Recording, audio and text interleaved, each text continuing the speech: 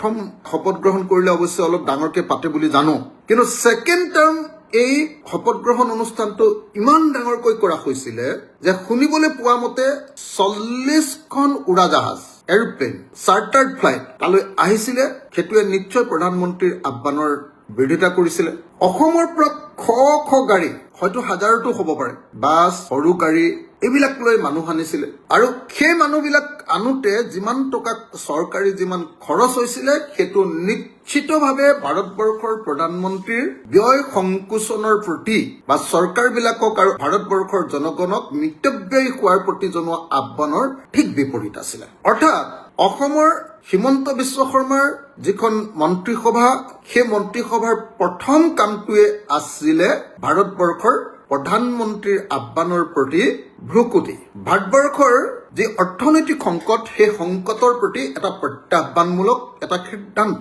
আৰু এই যিখন বিশাল শপত গ্ৰহণ অনুষ্ঠান হ'ল, সেই শপত গ্ৰহণ অনুষ্ঠানৰ পিছদিনাই অসমৰ মাননীয় মুখ্যমন্ত্ৰী হিমন্ত বিশ্ব শৰ্মাৰ অধ্যক্ষতা যিখন কেবিনেট বৈঠক হ'ল, সেই কেবিনেট বৈঠকত নিয়ম মাফিক কেইটামান সিদ্ধান্ত লোৱা হ'ল। নতুন গাড়ী অহা 6 মাহলৈ ক্ৰয় নকৰা, মন্ত্ৰীসকলক নতুন গাড়ী নিদি পুৰণি গাড়ীয়ে দিয়া, বিদেশ ভ্ৰমণ 6 মাহলৈ নকৰা আৰু কনভয় হ্ৰাস কৰা, এই সিদ্ধান্ত গ্ৰহণ কৰা হ'ল। ভাৰতবৰ্ষৰ প্ৰধানমন্ত্ৰীয়ে ভাৰতবৰ্ষৰ জনতাক আহ্বান জনাইছে যে সোণ কিনিব নালাগে, ডিজেল, পেট্ৰল এইবিলাকৰ ব্যৱহাৰ কমাব লাগে। কেলে? গোটেই পৃথিৱীতে এটা অৰ্থনৈতিক সংকট আহিছে আৰু সেই সংকটটো আহিছে বেচিকেলি ইজৰাইল আৰু ইৰাণ, আমেৰিকা, USA আৰু ইৰাণৰ মাজত চলি থকা যুদ্ধৰ কাৰণে। ভাৰতবৰ্ষৰ প্ৰধানমন্ত্ৰীয়ে প্ৰথম যেতিয়া এই আহ্বানটো জনোৱাৰ পাছতে অসমৰ মুখ্যমন্ত্ৰী আৰু 4জন মন্ত্ৰীৰ শপত গ্ৰহণৰ যিটো অনুষ্ঠান পাতিলে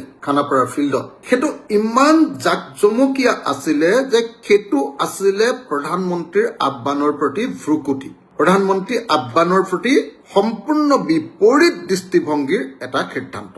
আমি গম পাইছিলো যে সেই বিশাল বৃহৎ যিটো শপত গ্ৰহণ অনুষ্ঠান, ছেকেণ্ড টাৰ্মৰ শপত গ্ৰহণ, প্ৰথম শপত গ্ৰহণ কৰিলে অৱশ্যে অলপ ডাঙৰকে পাতে বুলি জানো, কিন্তু ছেকেণ্ড টাৰ্ম এই শপত গ্ৰহণ অনুষ্ঠানটো ইমান ডাঙৰকৈ কৰা হৈছিলে যে শুনিবলৈ পোৱা মতে 40খন উৰাজাহাজ এৰোপ্লেন তালৈ আহিছিলে চাৰ্টাৰ্ড ফ্লাইট মানে আমাৰ নিয়মীয়া যাত্ৰী কঢ়িয়াই অনা ফ্লাইট নহয়, অকলে এইটো অনুষ্ঠানৰ কাৰণে আহিবলগীয়া বিশেষভাৱে ভাড়া কৰা ফ্লাইট, উৰাজাহাজ। এতিয়া সেই চাৰ্টাৰ্ড ফ্লাইট 40খন লৈ আহিছিলে, সেইটোৱে নিশ্চয় প্ৰধানমন্ত্ৰীৰ আহ্বানৰ বিৰোধিতা কৰিছিলে, আহ্বানৰ বিৰুদ্ধে সিদ্ধান্ত হৈছিলে।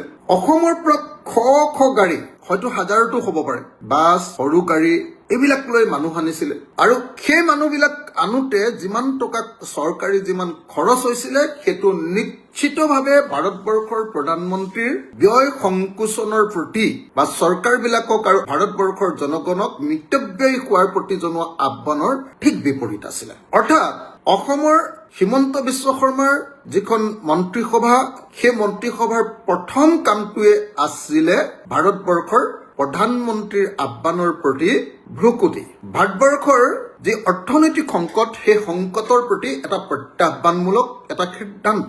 আৰু এই যিখন বিশাল শপত গ্ৰহণ অনুষ্ঠান হ'ল, সেই শপত গ্ৰহণ অনুষ্ঠানৰ পিছদিনাই অসমৰ মাননীয় মুখ্যমন্ত্ৰী হিমন্ত বিশ্ব শৰ্মাৰ অধ্যক্ষতা যিখন কেবিনেট বৈঠক হ'ল, সেই কেবিনেট বৈঠকত নিয়ম মাফিক কেইটামান সিদ্ধান্ত লোৱা হ'ল। নতুন গাড়ী অহা 6 মাহলৈ ক্ৰয় নকৰা, মন্ত্ৰীসকলক নতুন গাড়ী নিদি পুৰণি গাড়ীয়ে দিয়া, বিদেশ ভ্ৰমণ 6 মাহলৈ নকৰা আৰু কনভয় হ্ৰাস কৰা, এই সিদ্ধান্ত গ্ৰহণ কৰা হ'ল।